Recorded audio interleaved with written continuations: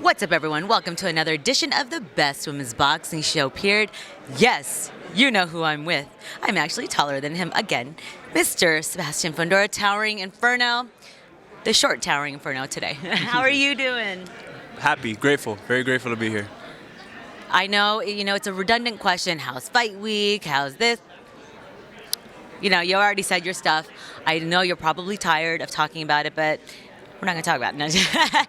But, this is a big fight because I asked your sister, I go, when you got that call that you're going to be fighting on Pacquiao versus Barrios, first you're like, oh, Pacquiao, like the real Pacquiao? He's coming out of retirement. Like, how did that, what was the first thing that went through your mind? Gratefulness. I'm very grateful to be here at this event. Again, we're fighting here in Vegas, MGM. I only fought here once. Last card, it was a big card. It was Fury versus Wilder 2, where we saw that crazy ending. But this fight is one of those fights. This is the second fight. Just like that fight was the second fight for them, and I plan on making a great impact in boxing with this fight. Your sister, I love interviewing your sister before you because she is, obviously she rides for you, but she does all her shit talking too for you. I asked her, I go, have you guys watched, because a lot of fighters don't watch their tape back. They have the coaches and whatnot, but have you watched your fight back with Tim Tszyu? And I know that you've had your two fights obviously after, so you've grown. But when you look back on the fight with Tim Tszyu, you think you're like, oh yeah, I need to work on that, and I need did you have honest moments with yourself? Yes, of course. While I was fighting Tim, I was like, okay, that was a mistake. Okay, that was a mistake. We had enough time to end that fight. I felt like there's a lot of peaceful moments. I mean, it didn't look like it. It looks dramatic because of all the blood, but there's a lot of moments where, okay, this works, and then a lot of negative moments. But during that fight, I saw what I was doing wrong, and I knew why I was doing it wrong. So with this fight, you should see a lot of different changes. Like you said, during that fight, it was just so bloody and gory. Did you know in your mind that you were winning the fight at that, obviously the last 8-10 rounds? What was that? Because obviously the cut happened in the first 2 rounds. Yes. So if they stopped the fight, then obviously he would have retained the belt because he was winning. But did you know that you were winning, even just the latter part of the rounds, as bloody as it was? Absolutely, absolutely. I remember my father told me the 11th round, 6 more minutes and we'll become world champion. I remember... it was a good moment, a very emotional moment, because we were right there. We were going to achieve what we wanted to get. And then at the end of the night, we became unified champions. So, what a moment. And a moment for you to be getting a rematch. And it's a warranted rematch because, it's always like, well, if the blood, the cut, and, you want to be able to have a definitive win and be like, there was no blood. It was all guts and glory in there. Absolutely, absolutely. We're warriors. We're both warriors. I take nothing from Tim Tszyu. He did the whole fight with blood in his face, just like I did. So, but we're here to prove who's the better warrior. Both of us could be warriors. That's fine, but we got to prove who's the better warrior. And this fight right here will prove it. So excited for it. I mean, when during the press conference, I booze, but I go, that feeds you, that feeds your energy. It's like, yeah, I'm gonna kick your ass now. Yeah, I have siblings. I have 5 other siblings that talk crap to me all the time. My little sister, my little cute little sister that's undisputed champion. Yeah, she's always talking crap. So yeah, she's good at it. Yeah, she is. Yeah, she is. It's very motivational. Hearing that booze. I've been there before. Yeah. I fought people in their hometowns. I fought people in their own countries, and I'm always on top. So, I'm here to prove again why I'm the best in the division. All right, now we're looking at the fight. I always ask the fighters, this is a fun card. Besides your fight, as a fight fan, what fight are you really excited to see if you were at home? And it wasn't just because Manny Pacquiao is a legend, but it's as a fight fan because this is a good fight. Absolutely, absolutely. What fight on this card? Yeah, that you would argue. I'm actually very excited for the Pitbull Cruz fight.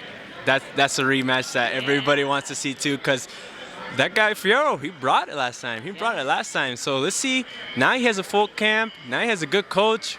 I'm not saying that his coach was bad before, but it looks like he's more than ready now. But Pitbull Cruz is Pitbull Cruz. Just like Pacquiao's Pacquiao. These guys are kind of cemented in the sport already, or they're the it of boxing right now, right? So it's gonna be exciting. You know, this guy came with it last time, so I'm excited for this fight. Yeah, it's so exciting. It's such a fun card.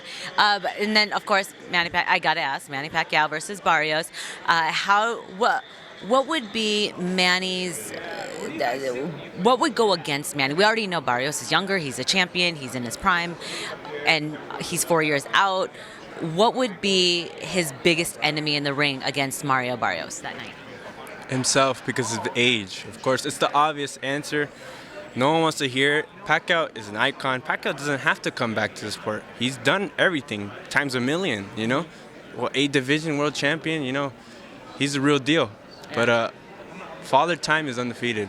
Yeah. And we shall see how comfortable he is with himself at this age boxing. But again, you know, Pacquiao is one of a kind. Maybe he's the first one to beat Father Time. We'll see Saturday. And you know what? It won't even surprise me. It won't be surprising to anybody. But we still gotta see it. You know, us Filipinos are always young and fabulous. We're still energetic. Well, not all the time. Okay, real fast. I gotta get predictions. I always ask your predictions because it is almost time. Canelo Crawford. I wonder if your thing has changed. No, still Canelo. Still Canelo, comfortable at 168. This is Crawford's first fight at 168. We saw how he did at 54. I feel he's a little sluggish. But again, you know, there's a lot of time has passed. Maybe he's getting real comfortable at 168. But then, again, I'm still going with Canelo. He's comfortable with that, you know? Yeah. Who else is Usyk versus Dubois too? You know what? I'm fanning for Usyk. But I thought you were gonna say Dubois. I was like, oh. Dubois has been looking very good. He's been looking very good with that Joshua fight. And then I've been watching a lot of because they're fighting the same week. Yeah. They're fighting the same week. They're fighting the same day as us. So I've been seeing a lot of footage on Dubois, and I'm like, this guy's good, man. This guy's strong. This guy's big. Exactly, yeah. And he's young. Who knows? Who knows? That body shot or that low blow. Was it a low blow? To you? I think it's like right there on the line, so it's hard to call. But we did see Dubois throw a lot of body shots, so who knows? Maybe it was a body shot. It's just how the ref wanted to call it. And the ref's there for a reason. The ref calls it how they call it. They're professionals for a reason. But who knows? Maybe if this guy gets dropped with the same punch like that, you have to call it a knockdown. You know, and I bet you Dubois is going to be doing exactly that, because if he's like, you guys think it was not a knockdown, I'm going to do it again, making show. I'm going to go up a little higher. Absolutely. And Usyk's shorts better not be up to... I remember Fury. His was... Yes. But at least Fury's like 7'2" or 7'1", you know, tall guy, so... Okay, now, so did you watch the Berlanga fight by any chance, and the Hamzah? Yes, I did. I did see it. And tough loss for Berlanga. Big mouth, but, you know, he's good for the sport. We need people like that. Sheeraz, he did his thing. Fantastic.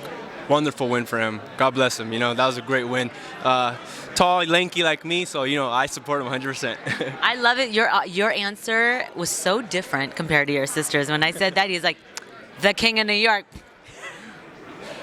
Yeah. I was like, bless your heart, Gabriella. I love you. But yes, she, you know, Berlanga I'd like to see Plant versus Berlanga. I think that's a fight that is warranted. I still think Berlanga is one of the top at 168. He could fight all these guys, and he could still make good money, and he could still beat all these guys. He's still young. I think he's younger than me. So, what is it, 26? I don't know how old he is. But now he's alluding that his Hamzah Sheeraz's gloves were loaded. That's like, you know, that's accusations. Those are big accusations. That's a major accusation. Exactly. You cannot say those things without repercussion, you know. I don't want to make no comparisons because those are big things. But I went and fought Lubin. Yeah. But there's a lot of accusations like that because I kept my glove on, my left-hand glove on. Nothing was wrong with my hands. I don't know if you guys ever see my fights, but I hurt people. I hurt people. So, you know, you don't move your head, you get hit a lot, you're going to swell up, you know.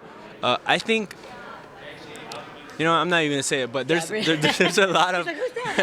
there's a lot of things that are said that shouldn't be said, and you gotta respect the sport. And when you lose, you lose. You take it gracefully, like you won, and simple as that. Yeah, humble my ass. Okay, I think you're being taken away, but Sebastian Fundora, best of luck to you this Saturday. I can't wait to see what you guys do in the ring. You and your goddamn long arms. Your media workout, I have this video, I was like, your arm is way over there. I don't even know. How do you find clothes? Do you go to, and I say this respectfully, do you go to like Big and Tall store? I don't, because Big and Tall is for the big and tall. I'm only tall. So do you wear it extra large? Depending on long sleeves. Long sleeves, yeah, extra large. But then they're like wide on me, so the pants. Shirts are all belly shirts. The pants are the hard thing to find. Is it? Yeah, because I'm like 32, 36. So where do you find pants like that? I don't know. I leave it to my mom.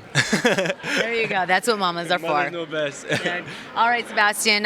Best of luck to you. Message to Tim Tszyu before he's stepping in that ring for the 13th round. Let's do it. You know, we have a great fight here for the fans, and I plan on bringing my best. I hope you do too. All right, guys. Towering Inferno. You heard it here. Oh, I'll tell you what your sister said. It's gonna be a short night for you, like second round knockout or something. Wait, Gabby, did you say second round knockout, or did you said? I'm giving Sebastian 2 rounds. Yeah. 2 rounds. She's so humble. She's so humble. But there you go. Those are your shoes? You have to get in a Oh chair my to- goodness. Oh my goodness. All right, guys. You guys tune in this Saturday here at MGM. It's all right, Mauricio from WBC. He's Mr. WBC. Yes. Mr. WBC. Yeah, he's letting me borrow this. It's a Borrow? loaner. You Borrow? win it with big sacrifice. That means if it's borrow, no sanctioning fee. There you go. Why